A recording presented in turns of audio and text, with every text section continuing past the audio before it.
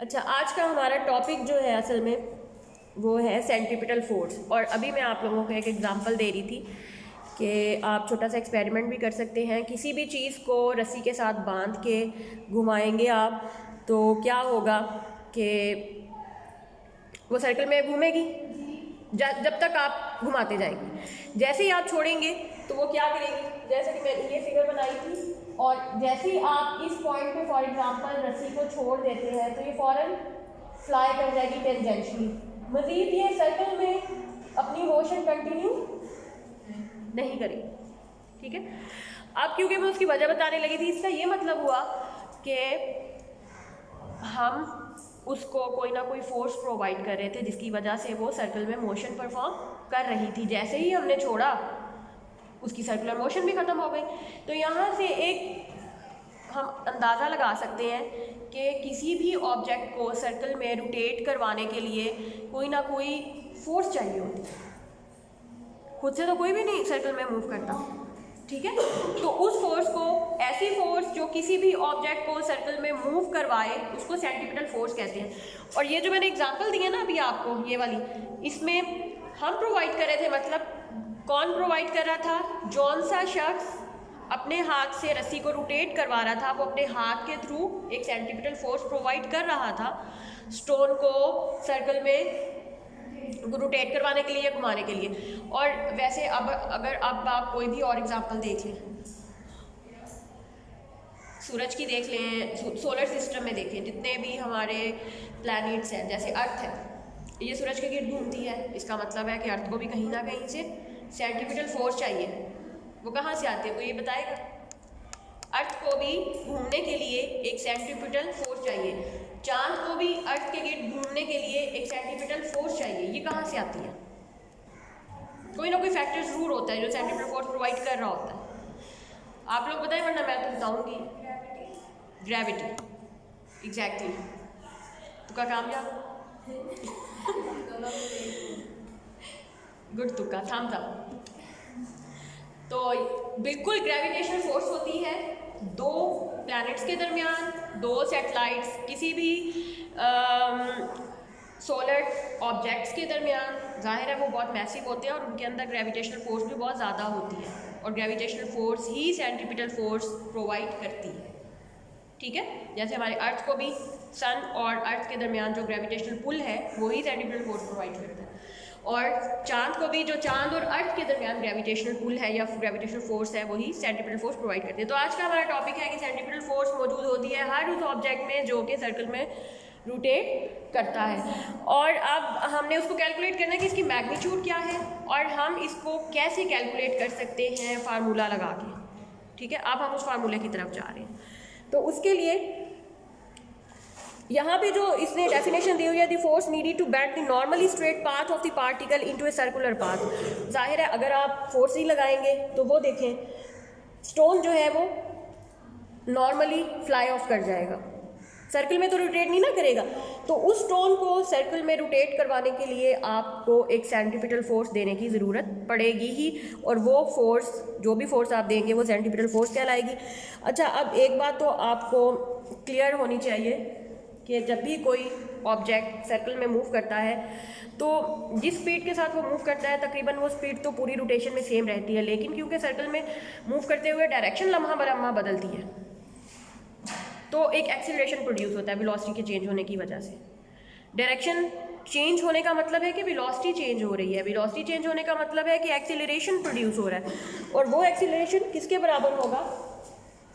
A = लम्हा वाला, मतलब थोड़ा हर टाइम पे एक्सीलरेशन चेंज हो रहा है, rate of change of velocity वो एक्सीलरेशन के बराबर होगा। अच्छा, अब हम इसी फिगर को थोड़ा सा वो मज़ीद सोफिस्टिकेटेड वे में बना रहा है। ये सर्कल में बनाया तो कुछ और ही बना दिया।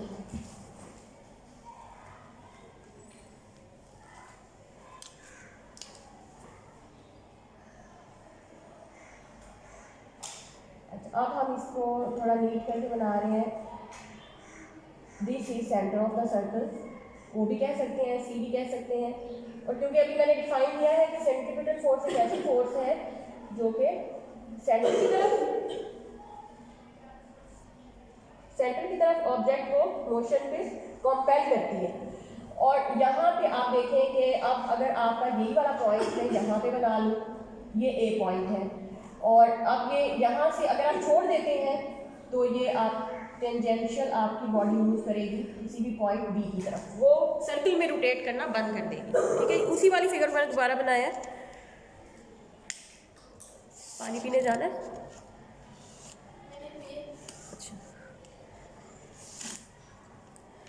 अच्छा, अब ये हो गया क्लियर, ये हो गया पॉइंट क्लियर आपको।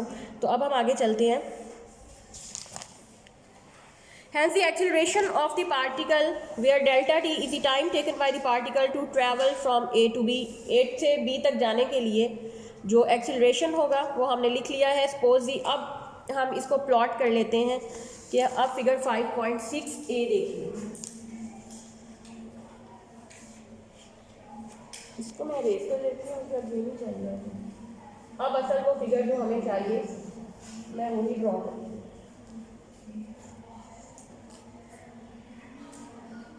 गौर से आपने देखना है इस फिगर को। फिगर 5.6a देखिए, दिस इज ओ सेंटर, दो पॉइंट्स आपने ले लेने हैं। लेट्स सपोज एक ऑब्जेक्ट पॉइंट ए से पॉइंट बी तक मूव हुआ in a circular path. R is the radius of the circle. Suppose at point A v1 is the velocity of the object at point A, और आप देखेंगे tangential होगी B के ऊपर, जो वेलोसिटी होगी that would be tangential but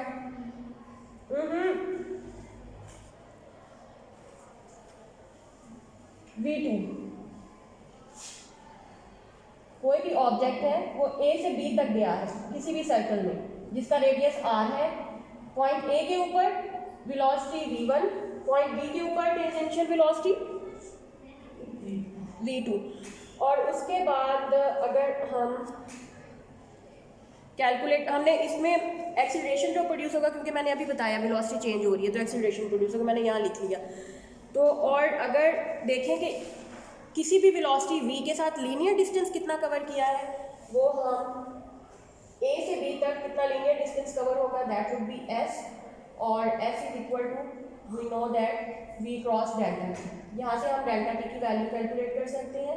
delta t की value calculate करिए s ओवर v, और ये डेल्टा t की वैल्यू मैं यहाँ पुट करने लगी हूँ, a equals to delta v divided by s और इंटू v। इसको इक्वेशन a कह देते हैं। अब हमने इसमें डेल्टा v की वैल्यू पुट करके वैल्यू निकाल के इसमें ऐड करनी है, और फिर हमारे पास फाइनली वैल्यू आएगी। अच्छा, इसके लिए डेल्टा वी की value calculate, change in velocity कितना है ये हम कैलकुलेट करने जा रहे हैं, और इसके लिए हमने एक ट्रायंगल ड्रॉ करनी है पी क्यू आर। मैं अलग से भी ड्रॉ कर देती हूँ। फिगर आप लोग देखिए 5.6b। अच्छा, ये ट्रायंगल में ड्रॉ करने लगी हूँ ना, ये क्योंकि इस वेक्टर और इस वेक्टर v1 और v2 से मिलकर बनी है, तो असल में यही वेक्टर्स हैं। मैं यहाँ पे ये देखिए v1 है, यहाँ पे ड्रॉ कर देती हूँ, और ये v2 जो है ये वाला, ये मैं यहाँ पे ड्रॉ कर देती हूँ। तो दोनों के दरमियान नेट वैल्यू होगी डेल्टा वी, और इसी ट्रायंगल का नाम हो रखता है पी क्यू आर। असल में यही ट्रायंगल अगर मैं यहाँ पे बनाऊंगा तो ये ऐसे बनेगी, ये v2, इसको उठा के आप v1 के साथ रख देंगे यहाँ पे, और इसको क्लोज कर देंगे। तो वो क्योंकि सर्कल के ऊपर हमें समझ नहीं आएगी तो अलग से बना दिए। अब आप देखें कि हमने एक ट्रायंगल ड्रॉ की है P Q R such that P Q is parallel and equal to v1। P Q v1 के पैरेलल है, अब ये पैरेलल बना नहीं, ये इस वेक्टर के पैरेलल है, और ये v2 पी आर के पैरेलल है। ठीक है, असल में इस वेक्टर और इस वेक्टर को कंबाइन करके एक ट्रायंगल इस तरह से बनाई है कि पी क्यू v1 के पैरेलल है और पी आर v2 के पैरेलल है। We know that the radius of a circle is perpendicular to its tangent। किसी भी पॉइंट के ऊपर आप टेंजेंट ड्रॉ करेंगे तो वो क्या होगा, टेंजेंट रेडियस के ऊपर हर पॉइंट के ऊपर परपेंडिकुलर रहेगा। ये यहाँ पे देखो, ये रेडियस है ना, इसमें मैंने v1 ड्रॉ किया, वो टेंजेंट है, V2 टेंजेंट ड्रॉ किया R पे, वो भी यहाँ पे भी परपेंडिकुलर है, ये देखें 90 का एंगल, और ये यहाँ पे भी परपेंडिकुलर है। इसी तरह किसी भी अदर पॉइंट के ऊपर, किसी भी सर्कल के रेडियस के ऊपर जब भी आप टेंजेंट ड्रॉ करेंगे तो वो 90 डिग्री का होगा। So OA is perpendicular to V1। अब यहाँ पे तो OA नहीं है, यहाँ पे है OA is perpendicular to V1, ये देखिए मैंने बना भी दिया, और OB is perpendicular to V2। Therefore angle AOB, अब जाहिर है जो एंगल इन दोनों रेडियस के दरमियान है वो वाला एंगल इस एंगल के बराबर होगा जो इन दोनों वेलोसिटीज के दरमियान है। क्लियर? क्योंकि ये आपस में वेलोसिटीज वेक्टर और रेडियस आपस में परपेंडिकुलर है, तो जो एंगल रेडियस का आपस में होगा वो, और जो एंगल दोनों वेलोसिटीज का आपस में होगा, दोनों आपस में बराबर होगा। इसका मतलब है एंगल OAB और एंगल QPR ये आपस में इक्वल है, और वेलोसिटीज भी हमारे पास इस तरह से है, V1 is equal to V2 is equal to delta V। इन सब का मैग्नीट्यूड तो बराबर है, मैंने अभी पहले बताया कि सर्कल में स्पीड तो सेम होती है मैग्नीट्यूड, बट डायरेक्शन चेंज होती है ना, बट स्पीड तो सेम है। तो V1 V2 V ये सारे मैग्नीट्यूड बराबर है, और ऊपर से OA और OB दोनों रेडियस है, ये भी बराबर है, OA is equal to OB। आप देखें कि इसका ये मतलब हुआ कि ये ट्राइंगल आइसोसेल्स जिनकी साइड सेम हो, आइसोसेल ट्राइंगल्स। क्योंकि OA दोनों आर्म्स बराबर, ऊपर वाली के भी दोनों आर्म्स बराबर, तो इसका मतलब है these triangles are isosceles triangle. अब ज्योमेट्री का एक रूल है कि जब two isosceles triangles are similar, अगर दो आइसोसेल्स ट्राइंगल दोनों एक जैसी है ना, मैंने इसे शुरू करने से पहले भी बताया था कि दोनों ट्राइंगल्स एक जैसी हैं। अगर दोनों ट्राइंगल्स एक जैसी होती हैं तो उनके जो दो आर्म्स बराबर हैं, जैसे V1 V2 और दोनों R वाले आर्म्स बराबर हैं, अब दोनों के दरमियानी एंगल जो होंगे, दोनों R के दरमियान वाला एंगल और दोनों V1 के दरमियान वाला एंगल वो भी बराबर होगा। क्लियर? मतलब ये वाला एंगल और ये वाला एंगल ये भी बराबर होगा। अगर ये बराबर है, हमने ये चीज़ मान ली है, तो हम ये एक रेशो लिख सकते हैं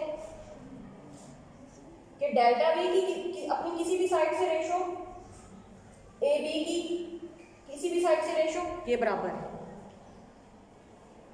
ये वो ज्योमेट्री का प्रिंसिपल, दो आइसोसेल्स ट्राइंगल के बाद हम उनके एंगल्स को देखने के बाद हम ये लिख सकते हैं। और इनमें आप देखें ये रेशो हमने किसके दरमियान लिया है, V एक साइड ये वाली और दूसरी डेल्टा V, और इसमें से OA और OB में से कोई एक ले लें, दोनों R के बराबर है, एक यहाँ से और AB जो दरमियानी डिस्टेंस था। ठीक है, तो ये मैंने ज्योमेट्री का फार्मूला लिखा है। अगर ये आपस में बराबर है तो इसका ये मतलब हुआ, अब यहाँ से हम एक और चीज़ निकाल सकते हैं, if the point B is close to the point A, अगर पॉइंट B A के क्लोज हो, मतलब ये यहाँ ना हो बल्कि ये यहीं कहीं हो, यहीं कहीं A के पास, तो इसका मतलब है कि AB तकरीबन अप्रोचेस टू 0 हो जाएगा, डिस्टेंस जो उसने AB कवर किया हुआ था, ये डिस्टेंस भी कम हो जाएगा ना, ये डिस्टेंस कम हो जाएगा। और लेट्स सपोज अगर ये कब मुमकिन है, जब डेल्टा T अप्रोचेस टू 0 हो।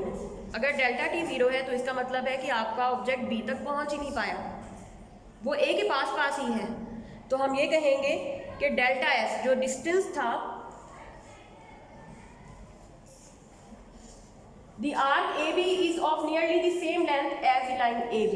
अगर हम बहुत small element delta T tends to 0 लें तो ये वाली आर्क इस लेंथ के बराबर होगी, ये लेंथ, ये आर्क AB है और ये लेंथ है for delta T tends to 0।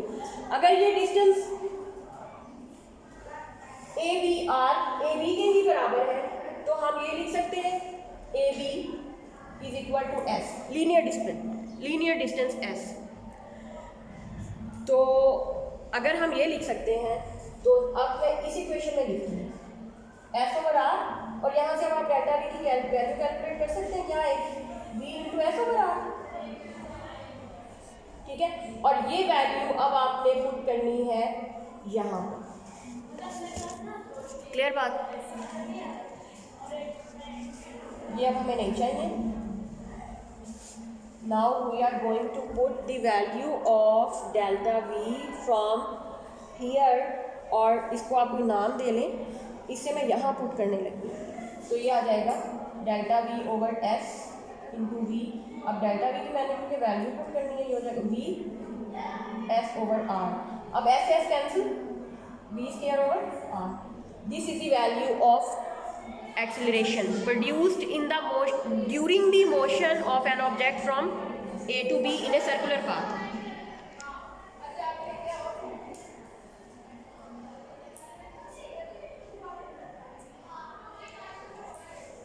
Clear? ये शुरू में जो हमने ये वाला एक्सेलरेशन लिखा था कि सर्कुलर मोशन में जो एक्सेलरेशन प्रोड्यूस होगा उसकी क्या वैल्यू होगी, that is equal to v square over r. अच्छा, अब हमने ये एक्सेलरेशन की सिर्फ मैग्नीट्यूड निकाली है, अभी हम still we don't know about the direction of acceleration. The next point is, पहले अब हमें डायरेक्शन भी पता हो कि ये एक्सेलरेशन किस तरफ होगा, तो इसकी डायरेक्शन के लिए where a is instantaneous acceleration as this acceleration is caused by the centripetal force. ये कहाँ से आया है? सेंट्रीपिटल फोर्स की वजह से आया है, सो हम इसको सेंट्रीपिटल एक्सेलरेशन कहेंगे। और इसकी डायरेक्शन भी अभी हम चेक करते हैं कि आया सेंटर की तरफ है भी कि नहीं है। ये सेंट्रीपिटल एक्सेलरेशन तभी कहलाएगा, अब अगर सेंट्रीपिटल फोर्स से आया तो हमें पता होगा कि इसकी डायरेक्शन भी towards the centre of the circle होगी। तो इसकी डायरेक्शन के लिए since P Q is perpendicular to O A, ये वाला पी क्यू ये किस पे परपेंडिकुलर है? इस ओ ए पे, मतलब ये V1 इस पे परपेंडिकुलर है, V2 ओ बी पे परपेंडिकुलर है। तो it may be noted that, अच्छा अब ये जो क्यू आर होगा, ये वाला क्यू आर, ये आपको यहाँ से भी नजर आ रहा है, वैसे ये कहाँ होगा? ये जो ट्रायंगल V1 और V2 यहाँ पे बनाएंगे, ये इस लाइन का हाफ बाइसेक्टर होगा AB का। अगर हम ये ट्रायंगल यहाँ बनाए तो ये वाली लाइन तकरीबन यहीं पे बनती है, ये देखिए मैंने उसी के पैरेलल ही बनाया। तो इसका मतलब है यहाँ पर भी आप देख लेंगे ये towards the centre of the circle है, तो इसका मतलब हुआ कि सेंट्रीपिटल एक्सेलरेशन ही है ये, और इसकी डायरेक्शन है towards the centre of the circle. और अब हमें वैसे भी पता है the instantaneous acceleration of an object traveling with uniform speed in a circle is directed towards the center of the circle। अब हमें ये भी पता है न्यूटन का सेकंड लॉ ये कहता है कि जब भी जहाँ पे भी एक्सेलरेशन प्रोड्यूस होता है वहाँ पे कोई ना कोई फोर्स अमल कर रही होती है। तो अब यहाँ पे सेंट्रीपिटल एक्सेलरेशन, अब यहाँ पे हमें पता था कि सेंट्रीपिटल फोर्स तो है ही, तो जाहिर है उससे रिलेटेड एक सेंट्रीपिटल एक्सेलरेशन भी होगा जिसकी हमने मैग्नीट्यूड भी फाइंड कर लिया है। अब इसको फाइंड करने का क्या फ़ायदा होगा कि अब हम आसानी से सेंट्रीपिटल फोर्स भी निकाल सकते हैं by using Newton second law of motion. We know that F is equal to ma, a हमने कैलकुलेट कर लिया, वैल्यू पुट करें v स्क्वायर ओवर r। तो इसका मतलब है कि m v square over r magnitude है फोर्स का, और डायरेक्शन हमें पता है कि towards the centre of the circle होगी। उसके अलावा एक और चीज़ भी देख लें कि ये F is equal to m v square over r हो गया। हम अगर हम इसको v is equal to r omega angular velocity की टर्म में पुट करना चाहते हैं तो ये हो जाएगा m r square omega square over r और f। तो ये आपके पास हो जाएगा r से r cancel, m r omega square. इसको इक्वेशन 1 कह दें, इसको 2 कह दें, दोनों वैल्यूज ही सेंट्रीपिटल फोर्स की हैं। अगर आपको एंगुलर वेलोसिटी दी गई हो तो आप इस फार्मूले से सेंट्रीपिटल फोर्स फाइंड करेंगे, अगर आपको लीनियर वेलोसिटी दी गई हो तो आप इस फार्मूले से सेंट्रीपिटल फोर्स फाइंड करेंगे। और उसके बाद एग्जाम्पल देखिए 5.2 है, a 1000 kilogram car is turning around a corner at 10 metre per second. एक कार जिसका मैस आपको दिया गया है 1000 kilogram is turning around a corner at 10 metre per second. ये क्योंकि लीनियर स्पीड है, और क्या इसकी वैल्यू दी गई है 10 मीटर पर सेकेंड। ये हटा देती हूँ और मैं इसको यहीं पे लिखती हूँ, फार्मूला हमारे सामने लिखा हुआ है।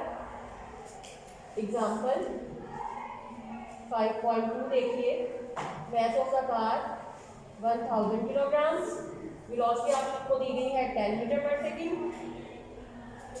If the radius of the circular path is 10 meter, radius भी आपको दे दिया गया 10 meter. How large a force must be exerted by the pavement on the tires to hold the car in the circular path? जिस रास्ते से वो गुजर रही है ना उस रास्ते को पेवमेंट कहते हैं या उस सड़क को पेवमेंट कहते हैं। जिस रास्ते, अब क्योंकि वो सर्कुलर पाथ है तो वो सर्कुलर पेवमेंट उस पर कितनी फोर्स लगाएगी कि वो आसानी से चक्कर काट सके, उसको सेंट्रीपिटल फोर्स मिल जाए। यहाँ पे मैं बता दूँ कि जो पेवमेंट होती है और कार के जो पहिए होते हैं उनके दरम्यान में जो फ्रिक्शनल फोर्स होती है वो सेंटीमीटर फोर्स प्रोवाइड करती है, ठीक है। तो वो कितनी होनी चाहिए फ्रिक्शनल फोर्स की उतनी सेंटीमीटर फोर्स मिल जाए कि गाड़ी आसानी से चक्कर काट ले। उसको हम कैलकुलेट करेंगे, फार्मूला लगाएंगे as we know that F is equal to m square over r. Values put करें 1000 10 स्क्वायर डिवाइडेड बाय 10 और इसको कैलकुलेट कर लें तो ये आपके पास आ जाएगा 1 × 10⁻⁴ न्यूटन। क्लियर?